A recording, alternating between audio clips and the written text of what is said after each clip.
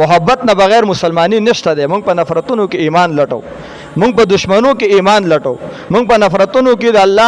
د الله تابعداري لټو، موږ په نفرتونو کې مسلمانی لټو. نفرتونو کې مسلمانی نشته مسلمانه، په نفرتونو کې ایمان نشته مؤمنه، په دشمنو کې ایمان نشته. د ایمان په سکه دی ولا تؤمنو حتا تحابو. الله پیغمبر فرمای ترسو پوری چې تا محبت نه کړه ته مؤمن نه. بیا الله پیغمبر فرمای اولا ادلکم علی شیء اذا فعلتموه تحاببتم. اے مسلمان راش، الله پیغمبر فرمای یو شی درته خیمه کپاغه د عملو کو محبت به پیدا کیږي. مسلمانانو ووري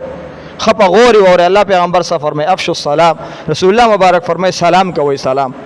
افشوا السلام، دا سلام خور کوي، دا نه چې نفس سلام کوي، دا سلام خوروي، د سلام متعلق پیغام ور کوي، ځکه دا سلام دا محبت پیدا کوي. پیغمبر علیه الصلاۃ والسلام د سلام متعلق ترغیب ور کړی دی. عبد الله ابن سلام رضی الله تعالی عنه یو صحابي دی، د يهودیو. وی رسول الله مبارک چې کله مدینه ته رااله، وی زه د کجوري په یوونه کې ومه، وی دا غینه می کجوري را شو کولې، کجوري مې را سندلې، ویلاندې می ترور و ما ته چې اتنا مې لا و شو. پیغمبر علیه الصلاۃ والسلام رااله،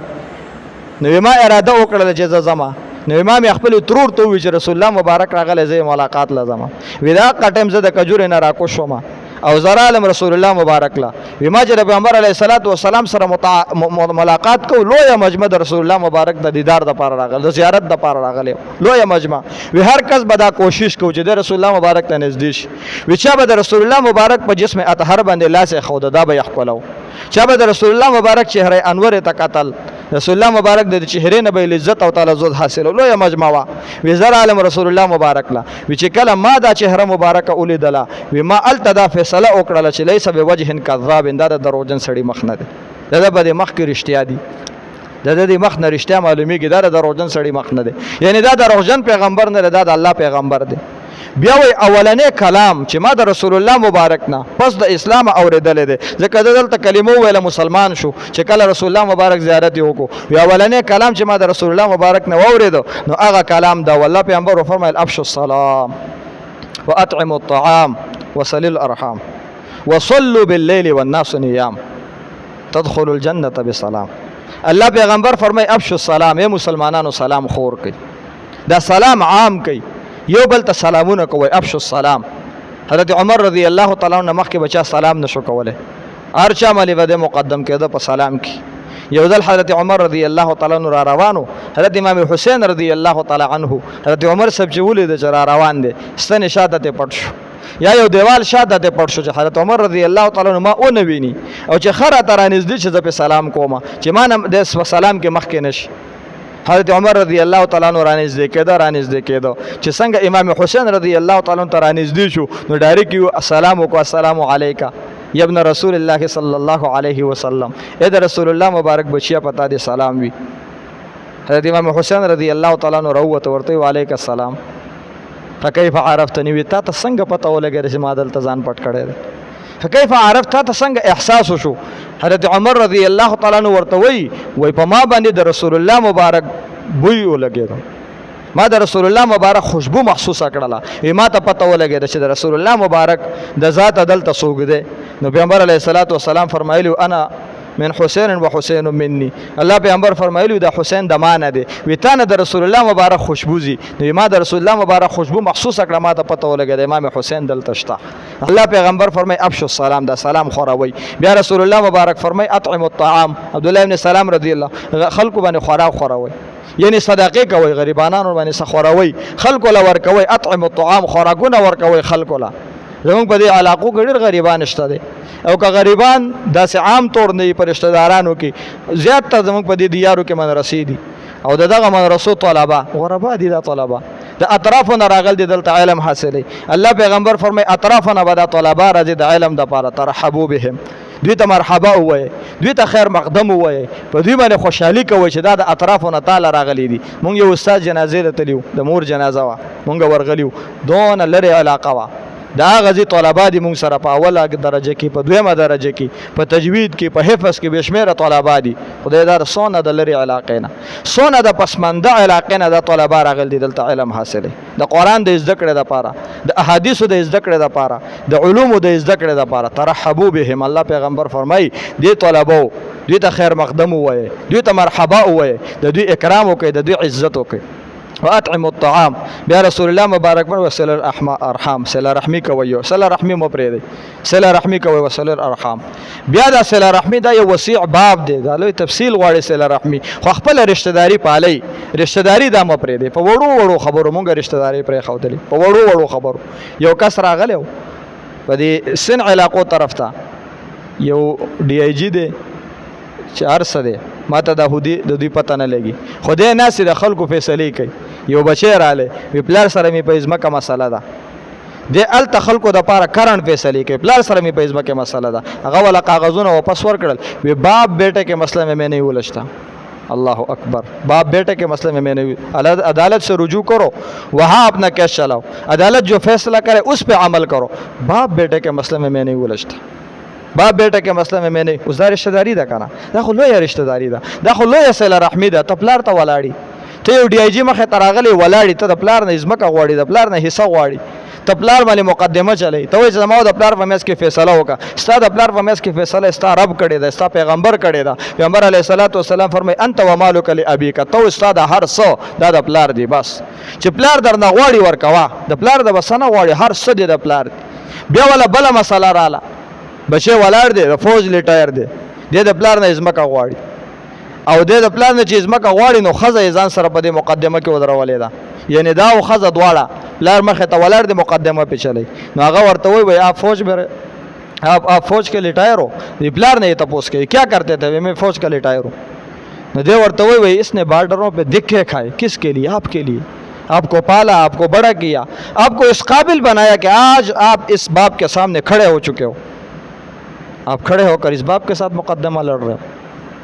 اس باپ سے اپنا حق مانگ رہے ہو اس باپ کی زمین پر ڈاکہ ڈال رہے ہو اس باپ سے اپنا زمین مانگ رہے ہو آپ باپ کے سامنے کھڑے ہو یعنی په دې خبره مال عام کسته هغه دونه د خفقان اظهار کوي داسې مسلې هغه نه اوري نو الله پیغمبر فرمایي وصلوا الارحام وصلوا بالليل والناس نيام په دې ځکه اکثره خبره کوم د شپې خوبونه مکوي د شپې الله ته ودرېږي او په داسې حالات کې الله ته ودرېږي والناس نيام چې خلک ودی مطلب دا دی چې د شپې د منځونه دا پټ ساتي د خلکو نه خلکو ته مظاهره وي شپې د منځونه دا پټ ساتي کور کې د منځونه کوي په تیاره کې د منځونه کوي کور کې هم څوک خبره وي چې دا مسکم چې بیبي درنه خبره نشي دویم کس درنه خبر نشي چې د شپې خدای ته ودرېږي د خدای نه سغواړي د حدیث کې رسول الله مبارک دا فرمای بیا الله پیغمبر فرمای تدخل الجنه بسلام ډېر په سلامتی به خدای جنت ته داخل کی نو دا یو څه خبرې وي دا مې تاسو ته عرض کړي الله دې موږ ته په دې باندې عمل کولو توفیق نصیب کړي وخت مختصر دی ایسو خبرې به وکما مال تجارت کې زکات د ادا کولو متعلق تفصیل وکي دا ډېر لوی تفصیل غواړي مال تجارت چې څونه استعمال لې دا غیر ټول مال به ته حساب وکي بیا پتا چې څونه قرضه ده دا قرضې به حساب وکي دا قرضه به تلریږي نور مال تاسو سره باقی پاتې شو بیا پتا چې پچا مال قرضه ده او هغه قرضه قابل حصول ده هغه قرضه به سره حساب کې جن ستا چاته پیسې دی او په دې وخت کې دکان کې مال نشته ده دکان دا موجوده مال ستا خلکو ته قرضې او ستا باندې چې چا قرضې دا ټول به حساب کی پتا چې څونه پیسې دا به او باسي د باقي پیسو کې بیا زکات او باسي زکات به څنګه او باسي په سریخ تو روپو کې 1 روپۍ ده په 200 روپو کې 15 روپۍ ده او په زرو کې 25 روپۍ دي او په لاک روپو کې 2.5 روپۍ په دې حساب سره بیا ځان لمخ کې حساب کوا خپل شزه وهل چرنګي دي او شریعت اجازت کوي دا د هغه علاقو یو کس د خپل خزه وهل دا څنګه دي او شریعت د خزه د وهلو اجازت په قران مجید کې ورکړی دی وضربوهن قران مجید وی وهي او قران مجید دا غنه مخ کې اصول ذکر کړی دي فعظوهن اول ورته نصيحت وک کبه نصيحت نشو وهجروهن فی المزاجع نو بیا به سره خپل د ژوندۍ بیل کی په دې به ولا تکلیف ورکی که اوسم د سړی لور نشو نو وضربوهن بیا قران مجید فرمایي چې بیا وهي بیا ولا وهل ورک بیا رسول الله مبارک فرمایي چې دا خطرناک زیونه به ولا نه وهي دا سر به ولا نه وهي ځکه به د خدای خپه کیږي اډو کې ولا نه ماتوي په داسې ځکه ولا وهل ورکوي چې اډو کې او د جسم یعنی د اعضاګانې متاثر نشي دیو یو جنکه یتیم شوی دا او بالغه ده مورګي د بل رشته تنظیم شوی دی آیا دا جنکې د مور دویم خاون سره ملاقات کول شي که پرده به ترې کوي یو جنې ده او دا یتیم شوی پلار یې مړ دی اوس د مور بل واده شوی دی یعنی بل خاون سره نکاح شوی ده نو آیا دغه بالغ جنې د دې دویم پلار به ورته وایو یا د مور د دویم خاون سره پرده ده او که پرده نه ده، نه پرده تی نشته ده. خو یو شرط ولا شریعت دا ذکر کوي که دغه دویم خاوند د دغه مور سره ملاقات کړی وي بیا ته پرده نشته ده، او که ملاقات نه وي کړی نو تر هغه وخته پورې به ته پرده کوي. چې دا ثابت شي ملاقات یې کړی بیا ته پرده نشته ده، دا بیا په منظره د پلار دی. دا زمونږ استاد هم دی د مدرسې او یو بل ملګری دوه عالمان دي، یو مو د مدرسې د هغوی مور والده وفات شوې ده، د هغې دپاره د دعا دوی راته ډېر زیات ویلي وو. هسې هم حق جوړېږي چې مونږ ورته وکړو. حبیب الرحمن صاحب او د بل ملګری د کلیم مولي صاحب، نو الله دې د دې والدې مغفرت کامله نصیب کړي. اللهم اغفرها وارحمها ولا تعذب انك انت الغفور الرحیم. منځنه پس به ورته دعا کوو. زه یو کس سره ناست وم په دعا کې، زنانه وفات شوې وه، نو دی اوس دعا کوي وی اللهم اغفره وارحمه ولا تعذبه انك انت الغفور الرحیم. یو ځل نه،